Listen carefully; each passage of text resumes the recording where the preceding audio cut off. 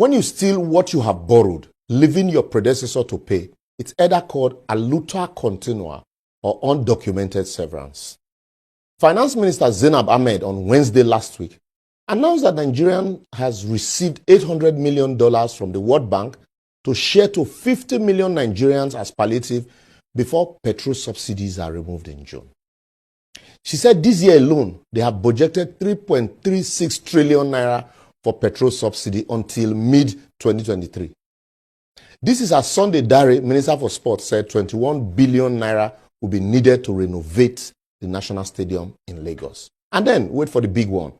Aviation Minister Hadi Sirika announced that he had commissioned 10 firefighting trucks for the airport at the cost of 12 billion naira. That's 1.2 billion for one truck. I don't know whether to cry or laugh.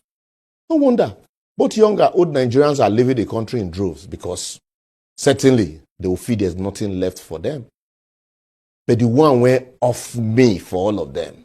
Politicians that are quick to go abroad for minor ailments are legislated to stop Nigerian trained medical doctors from taking a job outside of the country. How you will flog your kids, deprive them of food, go out to eat, and then lock the door. Say maybe they no go find food outside. That no be only juju. That is the height of irresponsibility. Anyway, very soon they would legislate, say, make embassy they give traveling visas to only them and their families. They hear the smell. Assemblies of non-nationals masquerading as National Assembly. I bet second base, Jerry. In 2014, during the 2015 general election campaign, Buhari, in one of these numerous interviews, was quoted to have said, "There's nothing like petroleum subsidy in Nigeria. What they call subsidy is fraud."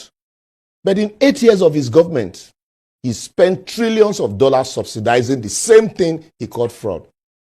Anyway, so sorry, I forgot NNPC said it's not subsidy, but under recovery. Ebo, using big grammar to cover ineptitude and fraud.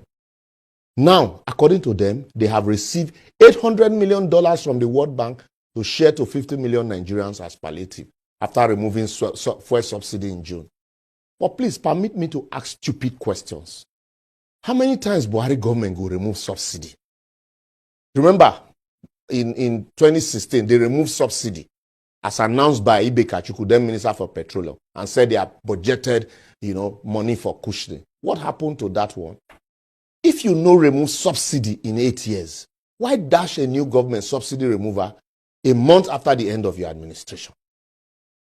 How did they determine those poor citizens? Because despite the poverty all around me as a community leader, I've never seen any beneficiary of these social investment interventions. If you are stopping borrowing for consumption, why borrow to share for consumption? Even if that is the condition for the money, won't you reject it?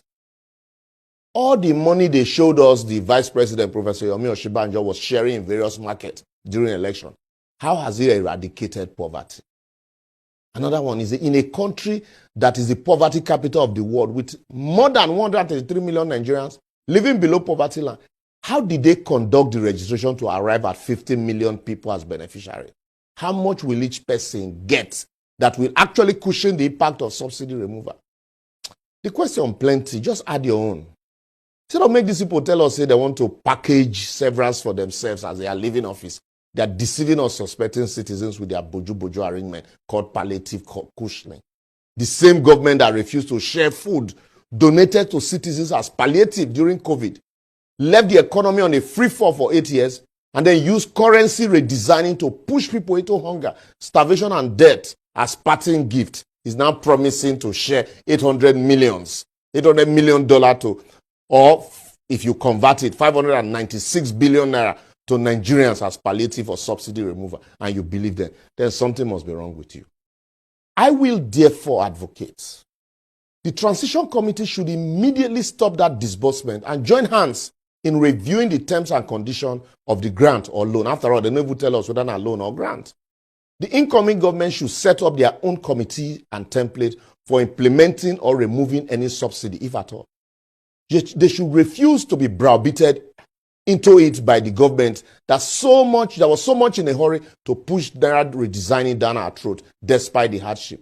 And also now, the governors, please, this is the time we are calling on you again. You should approach the Supreme Court like you did during the Naira redesign to stop any last-minute cash sharing, considering the fact that the economy is fragile, mutual trust is broken, and tempers are high.